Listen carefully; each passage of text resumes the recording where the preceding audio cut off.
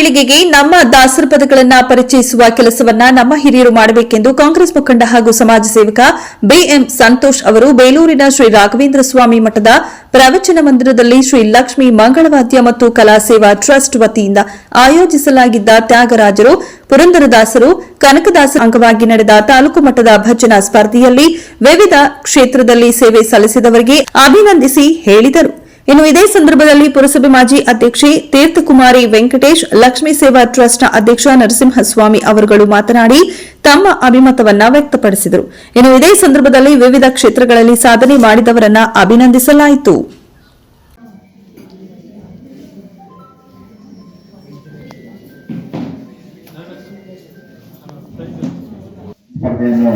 ಆಯೋಜನೆ ಮಾಡಿದರೆ ನಮ್ಮ ಲಕ್ಷ್ಮೀ ಮಂಗಳವಾದ್ಯ ತಂಡದವರಿಂದ ಅಧ್ಯಕ್ಷರಾದ ನಮ್ಮ ವೈಕುಂಠದಾಸರು ನಮ್ಮ ಬೇಲೂರಿನವರೇ ಆದಂತವರು, ಅವರ ಮನೆಯಲ್ಲಿ ನಮ್ಮ ಕನಕದಾಸರು ಕೂಡ ಅವರ ಮನೆಯಲ್ಲಿ ಬಂದು ತಂಗಿದ್ದು ನಮ್ಮ ಬೇಲೂರಿನ ಚೆನ್ನಕೇಶ್ವರ ಸ್ವಾಮಿಯ ದರ್ಶನವನ್ನು ಮಾಡ್ಕೊಂಡು ಹೋಗಿರುವ ಒಂದು ಇತಿಹಾಸ ಕೂಡ ಇದೆ. ಹಾಗಾಗಿ ಅವರ ಈ ಒಂದು ಪಾದಸ್ಪರ್ಶದಿಂದ ನಾವು ಪುಣ್ಯ ಒಂದು ಪಡ್ಕೊಂಡಿದ್ದೀವಿ.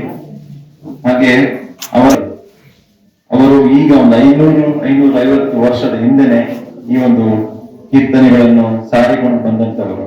ಏನು ಲಕ್ಷ್ಮೀ ಮಂಗಳವಾದ್ಯ ತಂಡದ ಅಧ್ಯಕ್ಷರಾದ ನರಸಿಂಹ ಭಾಗವಹಿಸಿದ್ದೀನಿ. ನೋಡೋದಕ್ಕೆ ನಮ್ಮ ಅವರು ಮಾಸ್ಟರ್ ಹೇಳಿದಾಗೆ ಬಹಳ ಸುಂದರವಾಗಿ ಕಾಣ್ತಾ ಇದ್ದೀರಾ. ಒಂದು ಕಾರ್ಯಕ್ರಮ ದೊಡ್ಡವರು ಅಂತ ಗೊತ್ತಾಗ್ಲಿಲ್ಲ ನಮ್ಗೆ, ಮಕ್ಕಳದು ಅನ್ಕೊಂಡೆ. ಇಲ್ಲಾದ್ರೆ ಆಗ್ಲೇ ಬಂದು ನಾನು ಕಾರ್ಯಕ್ರಮದಲ್ಲಿ ಭಾಗವಹಿಸಬಹುದಾಗಿತ್ತು. ಅನೇಕ ಸಾರಿ ಕೇಳಿಸ್ಕೊಂಡಿದ್ದೀನಿ. ನಮ್ಮ ಬೇಲೂರು ಹೇಳಿ ಕೇಳಿ ವಿಶ್ವ ಪ್ರಸಿದ್ಧಿ ಏನಕ್ಕಪ್ಪ ಶಿಲ್ಪಕಲೆಗಳ ತೋರುವುದು.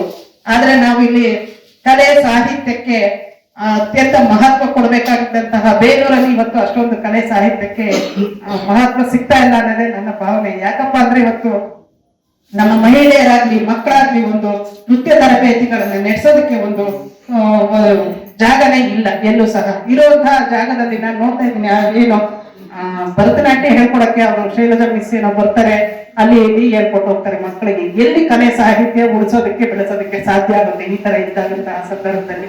ನಾವೇನೋ ಹಿಂದೆ 2 ಜನ ಹೆಣ್ಮಕ್ಳು ನಾವು ಗೊತ್ತಿದೆ, ದೊಡ್ಡ ಮಟ್ಟದ ಕಲಾ ಪ್ರತಿಭೆಗಳಂತ ನಾನು ಹೇಳಕ್ಕೆ ಹೆಮ್ಮೆ ಪಡ್ತೀನಿ. ಇನ್ನು ಸಿದ್ದೇಗೌಡರ ಬಗ್ಗೆ ನಾವು ಹೇಳಂಗೆ ಇಲ್ಲ. ಸಾಕಷ್ಟು ಕಾರ್ಯಕ್ರಮ ಇತ್ತೀಚೆಗಂತ ಮಿಂಚಂಗೆ ಬರ್ತಾ ಇದ್ದಾರೆ.